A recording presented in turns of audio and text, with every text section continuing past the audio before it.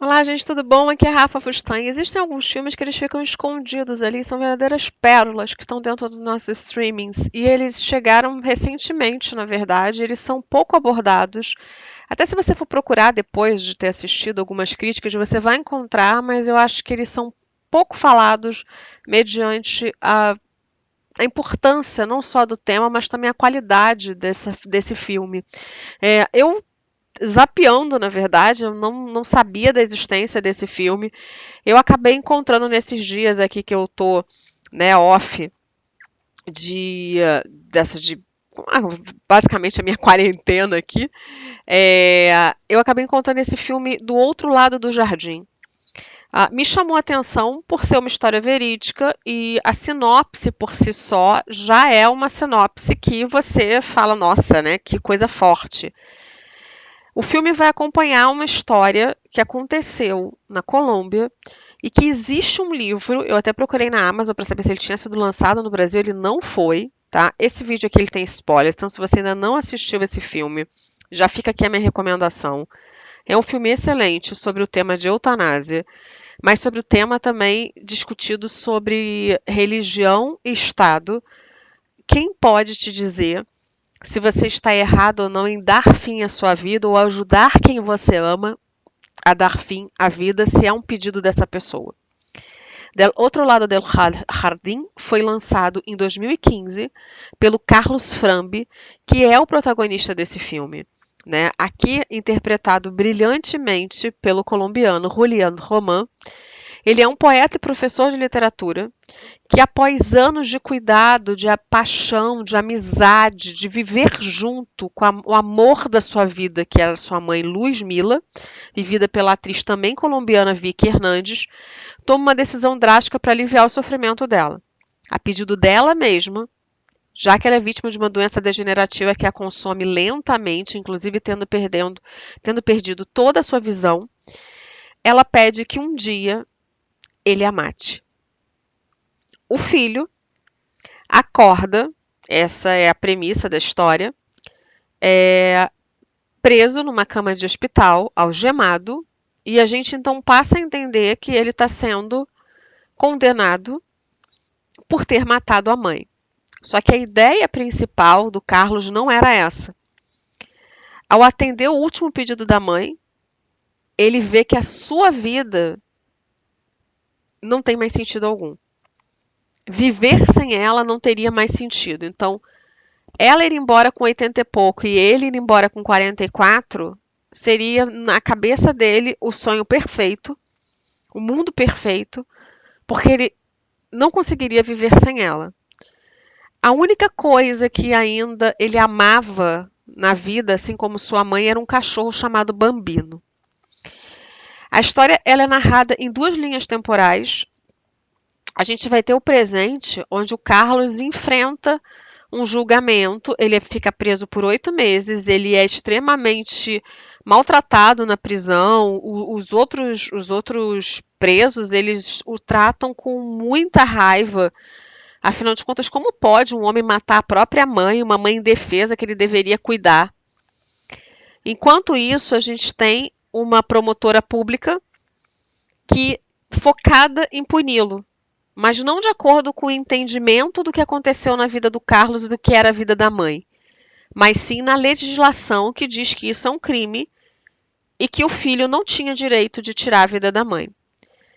Eu estou falando de uma promotora que não é uma atriz qualquer, gente, é uma atriz muito famosa dos filmes espanhóis, é a Juana Costa. Ela é espanhola, esse filme é uma coprodução, e ela faz sim uma grande atuação, porque ela é exatamente o oposto de tudo que a gente está lutando, né? Para provar ali no filme, para entender um lado empático de, né, até que ponto um filho pode chegar a querer a ter forças para matar a sua mãe, a pedido da mesma, mas também entendendo que sem ela estar viva, a sua vida também não vale mais nada. Só que essa promotora ela não acredita nele. Essa promotora acredita que ele matou a mãe e ele não conseguiu se matar, não deu certo o suicídio dele, porque ele armou tudo isso. E aí vai entrar um advogado nessa história, que é o Santiago, vivido pelo Luiz Fernando Roios, que ele tem convicções humanistas, ele vai pegar toda a complexidade que tem a legislação colombiana e tudo que envolve você apoiar ou você defender uma pessoa que tirou a vida da mãe. Afinal de contas, a gente cresce escutando que só quem pode tirar a vida de alguém é Deus. É ele que deve definir que momento, é ele que definiu que momento a gente vem e ele que deve definir que momento a gente deve partir.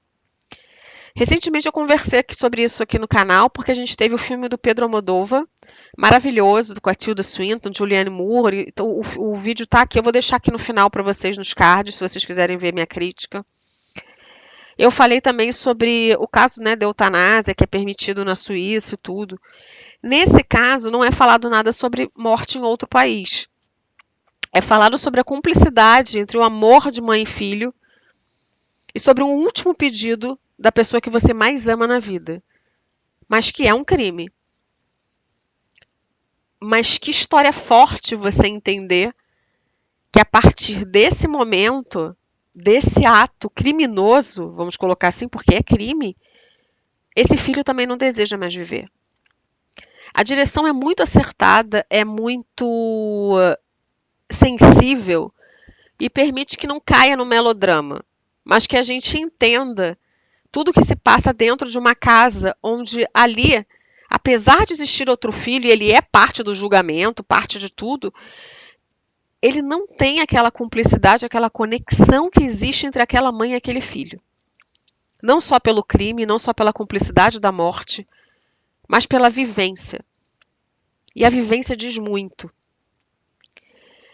A Glória, que é essa personagem que vira meio que uma vilã da história, afinal de contas, ela quer porque quer incriminá-lo, colocar ele anos atrás da cadeia, que ele sirva de Marte não, na verdade, um exemplo, né?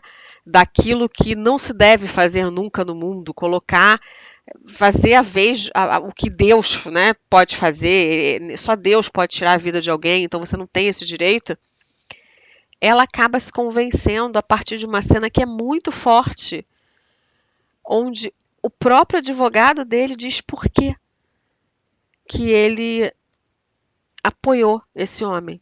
Por que ele está do lado desse homem, defendendo esse homem, acreditando que esse homem que matou a própria mãe não tem culpa. Eu acho que aqui fala muito sobre relação pai-filho, sobre relação com o luto e também sobre o que sobra da vida quando seus pais vão embora. O que resta para você fazer sem eles aqui? Então, é muito forte, é muito potente. Quando eu peguei o livro aqui para ler algumas resenhas e tudo, a própria sinopse diz: o Carlos Frambi nunca pensou que poderia publicar esse livro, porque a ideia dele era morrer. E se passou menos de 10 anos desde que ele e sua mãe decidiram pôr fim às suas vidas. Ela para acabar com o sofrimento de um sem número de enfermidades que lá já afetavam. E ele para acompanhá-la nessa última viagem. O que ele nunca imaginou é que esse plano inicial falharia. E ele acordaria 3 dias depois, com a sua mãe morta, mas ele enfrentando uma acusação de assassinato. Desculpa, gente, que eu estou traduzindo aqui porque está em espanhol. Esse livro é recomendado para os milhares de leitores, colunistas e jornalistas. É um relato verídico e que corta a respiração ao lê-lo e nos recorda da beleza com que a realidade da vida precisa ser narrada. Eu fiquei com muita vontade de ler, uma pena que não tem aqui no Brasil. Eu me emocionei demais com esse filme, eu me coloquei demais no lugar desse filho. E saber que essa história é real é tão forte. Eu recomendo que vocês assistam. Fica por aqui a minha recomendação, 5 estrelas. Tá na Max, não sei se tem outro local para vocês assistirem. Vou ficando por aqui, um beijo imenso e até o próximo vídeo, pessoal. Tchau, tchau.